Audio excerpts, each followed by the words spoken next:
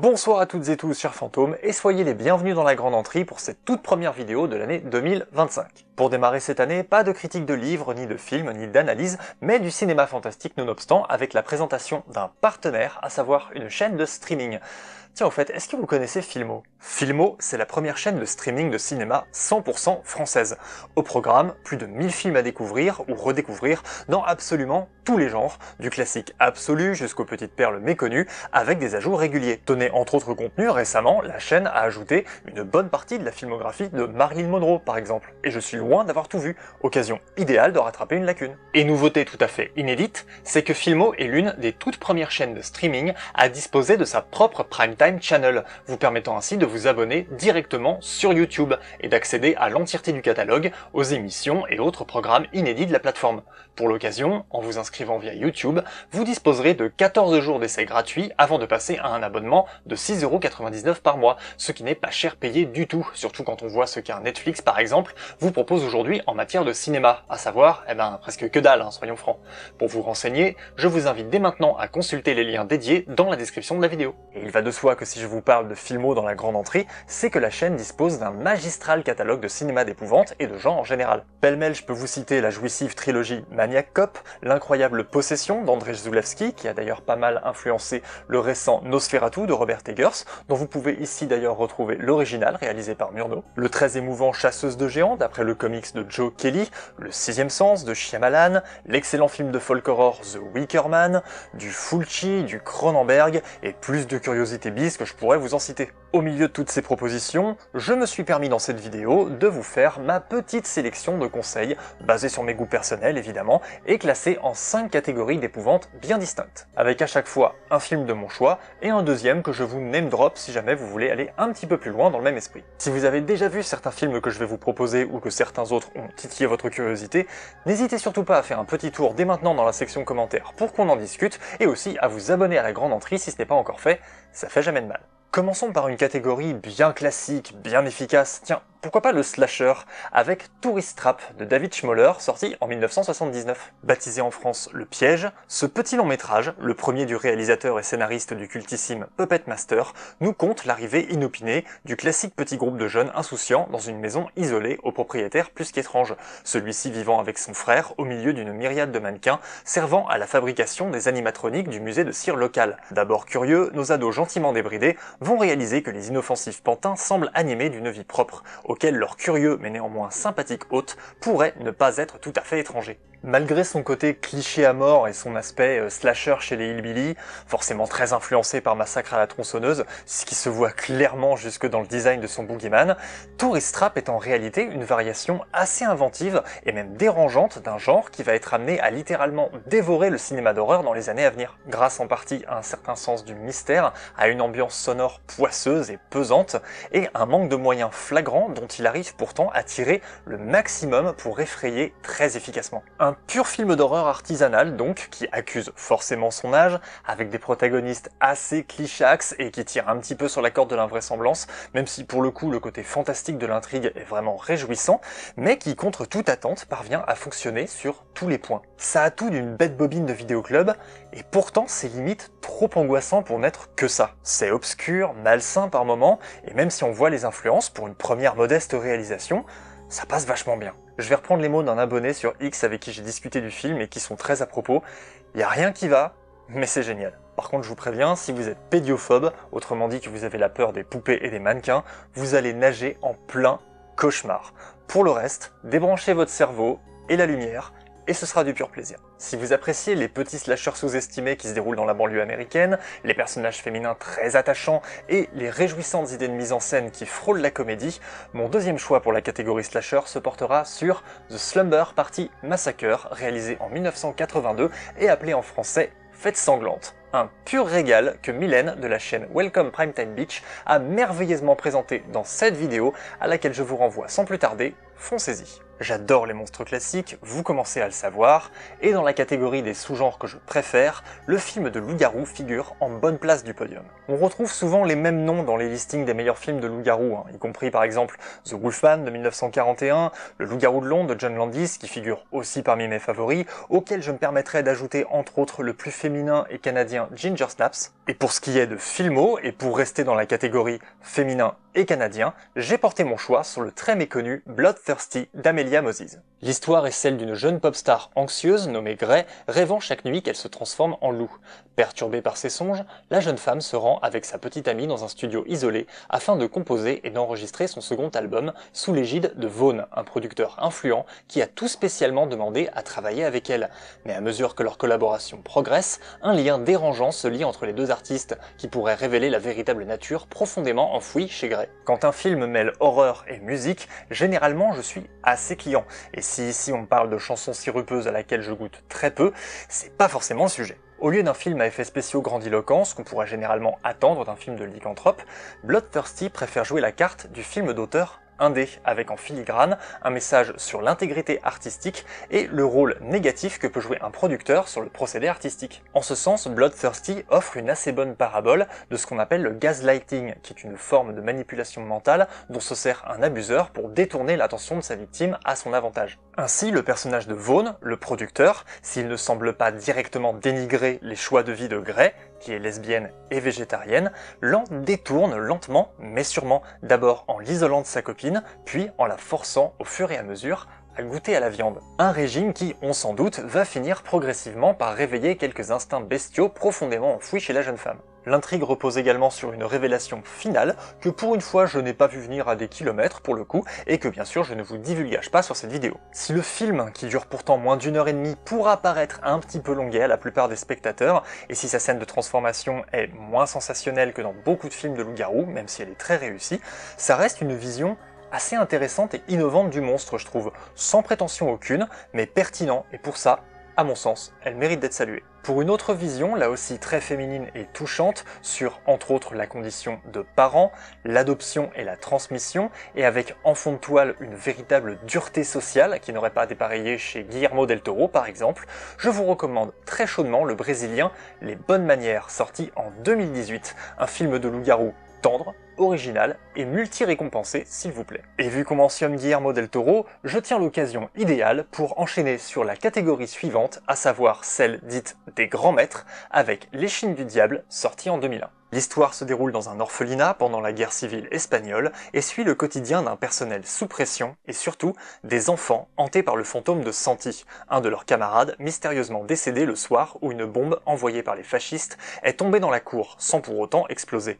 Et alors que la guerre fait rage au dehors et se rapproche inexorablement, l'esprit, que les enfants surnomment celui qui murmure, réclame sa vengeance à la nuit tombée entre les murs de l'orphelinat. Troisième long métrage signé Del Toro, L'Échine du Diable est sans aucun doute l'un des plus poignants et personnels de l'auteur depuis oscarisé pour La Forme de l'eau. Ce conte surnaturel incarne en réalité toute la quintessence de son cinéma, de sa sensibilité, et dans le fond, tout ce que devrait être un grand film fantastique. C'est à la fois une ghost story, un drame d'époque, un film historique, et également une véritable lettre d'amour à l'entièreté du cinéma mexicain. C'est bourré de symbolisme, de messages très forts sur l'horreur de la guerre, ainsi que sur les difficultés et les triomphes de l'enfance. Par ailleurs, Del Toro a aussi une façon très personnelle de filmer les fantômes, d'une manière telle qu'on l'avait presque jamais vu. Santi est filmé comme faisant partie intégrante du cadre, et non pas comme une forme d'anomalie qui viendrait le pervertir ou bien déformer la normalité. Une façon pour le réalisateur de nous amener à sympathiser avec lui en quelque sorte. Formellement, le surnaturel dans L'Échine du Diable ne se substitue jamais à la réalité. Il coexiste avec elle, façon de rehausser toute son horreur. C'est du beau, grand fantastique, sans doute un des meilleurs films de fantômes jamais réalisés, et ça se redécouvre toujours sous un nouvel angle, bref, c'est génial.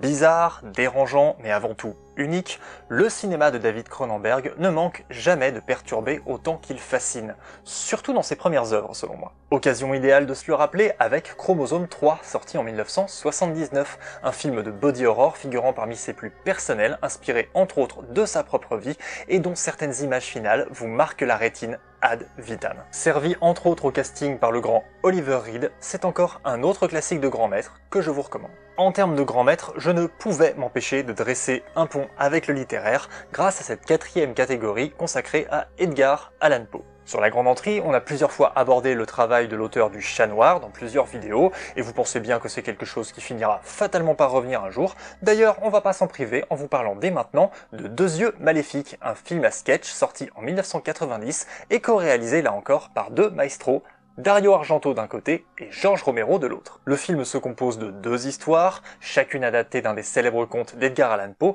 et ici adaptée à l'époque moderne. D'abord, La vérité sur le cas de Monsieur Valdemar, réalisé par Romero, et que je tiens pour être une des plus terrifiantes et modernes de l'auteur, conte comment le riche Monsieur Valdemar, sur son lit de mort, se retrouve plongé dans une forme de transe hypnotique par la grâce de son médecin, afin qu'il puisse supporter son agonie. Un procédé en réalité crapuleux, ourdi avec l'épouse de Valdemar, afin de profiter de la fortune promise par son héritage.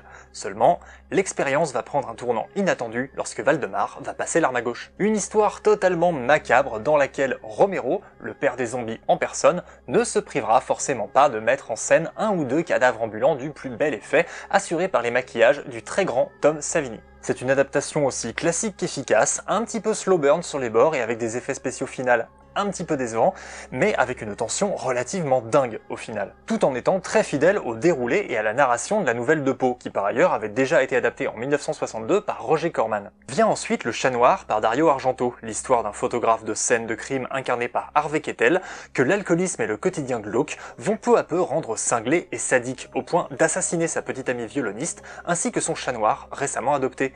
Une grave erreur, puisque le matou en question semble revenir d'outre-tombe pour se venger et pourrir sa carrière aussi bien que sa réputation. Un des contes les plus populaires d'Edgar Poe, ici servi par un Harvey Keitel absolument bluffant en artiste cynique, sadique et complètement paumé, avec un rythme tout à fait typique d'Argento et des petits tics de mise en scène bien à lui, d'autant qu'il se permet ici des petits clins d'œil pour se faire plaisir. Notamment en se permettant des petits clins d'œil à d'autres histoires d'Edgar Poe, le héros s'appelle Roderick Usher par exemple, et aussi aux psychoses d'Alfred Hitchcock, via la présence de l'acteur Martin Balsam, qui jouait l'inspecteur Arbogast dans le film, ici dans une scène impliquant un escalier, les vrais savent. De quoi ravir les spectateurs les plus avertis, tout en divertissant le profane, puisque même si comme beaucoup de films à sketch, Deux yeux maléfiques est un petit peu inégal dans son ensemble, son humour noir et la qualité de ses effets spéciaux en font, au final, une agréable petite curiosité à découvrir. Et en termes de curiosité, le hasard veut que l'on puisse retrouver également sur Filmo un autre film à sketch inspiré des histoires d'Edgar Allan Poe, français celui-là, à savoir Histoire extraordinaire de Jean Fleuret, sorti en 1949, adaptant également une nouvelle de Thomas de Quincey. Un sympathique petit moment de théâtralité dans lequel on retrouve plusieurs histoires moins souvent adaptées signées Edgar Allan Poe, comme Le cœur révélateur, La barrique d'Amontillado ou encore La résurrection de Barnabé. En somme, un étrange petit bout de cinéma de patrimoine à découvrir. Et enfin, terminons cette petite sélection avec une catégorie que je me permets de baptiser série B avec One Dark Night, Nuit Noire, sorti en 1983. L'intrigue se déroule aux obsèques d'un célèbre télékinésiste, spécialiste dit de la bioénergie, retrouvé mort chez lui avec les cadavres de 6 jeunes filles et inhumé dans un mausolée. Drôle de hasard, cette macabre sépulture va servir de lieu d'initiation et aussi de très mauvaise farce revancharde contre l'innocente Julie, jouée par Meg Tilly, obligée d'y passer la nuit si elle veut intégrer une bande de lycéennes rebelles et branchées. Manque de chance, la dépouille du télékinésiste continue lentement de dégager des flux d'énergie mentale, qui ne vont plus tarder à réanimer les cadavres emmurés dans le coin. One Dark Night est le premier film signé Tom McLoughlin, un excellent réalisateur de genre et également musicien, à qui l'on doit entre autres choses Jason le mort-vivant de 1986, et que je tiens pour être probablement le meilleur épisode de la saga Vendredi 13. Ce film, c'est un peu la caution traumatisme de ma sélection si vous voulez, parce que j'en ai vu des extraits à la télévision à une époque et à une heure à laquelle j'avais strictement rien à faire devant un écran. Merci les grands frères pour la mauvaise influence. Ne vous inquiétez pas pour ma santé, je vais très bien. Il me semble que c'était à l'occasion d'une diffusion dans une émission qui s'appelait Les Accords du Diable sur la 5 à l'époque, qui était une sorte de rip-off de l'émission d'Elvira aux États-Unis et dans laquelle on présentait avec beaucoup d'humour les derniers films d'horreur du moment. Sous ces airs de petits films de vidéoclub filmés avec un budget dérisoire, One Dark Night Night est en réalité un pur moment d'épouvante so 80s. Avec une intrigue pas folle du tout, mais une mise en scène, mine de rien, assez précise et languissante, qui repose beaucoup sur la façon de filmer les couloirs du mausolée en plan fixe, avec ces touches de noir et de blanc qui s'entremêlent et dans lesquelles absolument tout peut arriver. Et aussi des éclairages par moments presque expressionnistes, des jeux de lumière qui font forcément old school aujourd'hui mais qui restent quand même très efficaces, et un final bourré d'effets pratiques et de cadavres glauques as fuck, où les méchantes sont punies à hauteur de leurs crimes et qui s'achève sur un screamer totalement improvisé par l'équipe en fin de tournage et que je trouve à mourir de rire. Alors certes c'est un objet bien de son époque, mais je vous garantis que si vous le matez dans de bonnes conditions, dans le noir et en vous laissant happer par son ambiance, il en ressort au final un objet artisanal vraiment fascinant et une atmosphère tout à fait unique en son genre. En plus, il y a Adam West dedans, l'ancien Batman de la série kitsch des années 60. Allez, rien que pour la curiosité. Et pour rester dans cette ambiance bon enfant, je ne peux que vous conseiller le très amusant Mutant de Bud Carlos, sorti en 1984. Au programme, une petite ville campagnarde des States, des jeunes de passage, une étrange compagnie pharmaceutique locale et un virus changeant peu à peu les habitants en sorte d'étranges zombies bleuâtres qui contaminent les gens avec leurs mains. Un pitch qui m'évoque à la fois The Children, sorti en 1980, et un certain Resident Evil. Là encore, un film de série B au final très réussi, et pas aussi nanar qu'il n'y paraît. Et voilà, chers fantômes, merci encore à vous d'avoir regardé cette vidéo, en espérant que ces modestes conseils vous parleront. Je remercie bien évidemment à nouveau Filmo, ainsi que toutes leurs équipes pour avoir été nos partenaires sur cette vidéo, et je vous invite bien évidemment à nouveau à checker les liens en descriptif de cette vidéo, et à profiter de vos 30 jours d'essai afin de vous laisser convaincre. D'ici là, je vous dis à une prochaine fois, et souhaite vous retrouver très bientôt en ces lieux, ou sur nos réseaux hantés sur Facebook, Twitter et Instagram, pour une année que je vous espère riche en frissons de toutes sortes.